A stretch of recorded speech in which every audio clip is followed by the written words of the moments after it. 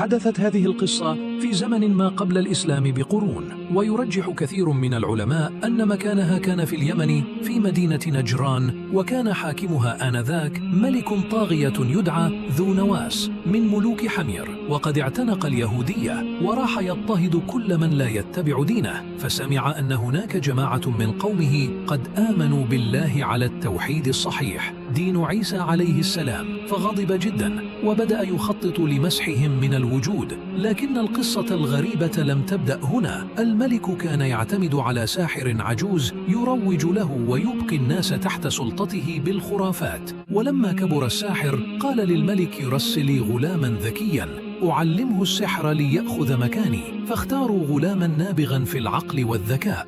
لكن هذا الغلام في طريقه كل يوم إلى الساحر كان يمر براهب مؤمن موحد لله فيجلس معه ويستمع له، فأحب الإيمان وبدأ قلبه يتعلق بالله أكثر من السحر. وفي أحد الأيام كانت دابة عظيمة تسد الطريق على الناس، فقال الغلام في نفسه: اليوم أعلم أي الأمرين أحب إلى الله، أمر الراهب أم أمر الساحر؟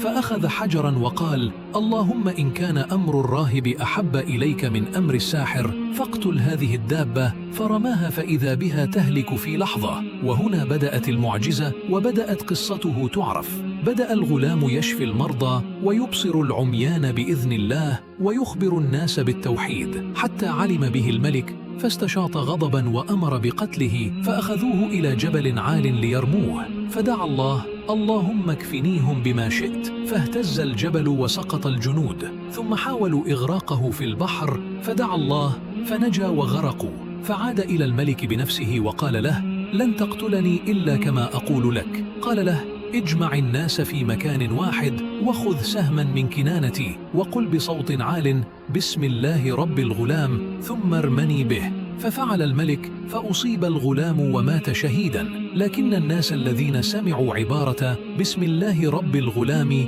هتفوا: آمنا برب الغلام. وهنا خرج الأمر عن سيطرة الملك. غضب الملك فأمر بحفر أخدود عظيم وأشعل فيه النيران، ثم قال: من رجع عن دينه نجا، ومن ثبت يلقى في النار. فثبت المؤمنون وبدأوا يلقون واحدا تلو الآخر، حتى جاءت امرأة تحمل طفلها الرضيع فترددت وهي ترى لهيب النار، فأنطق الله الطفل وقال: يا أماه اصبري فإنك على الحق. فألقت بنفسها ومعها طفلها فكانت من الشهداء.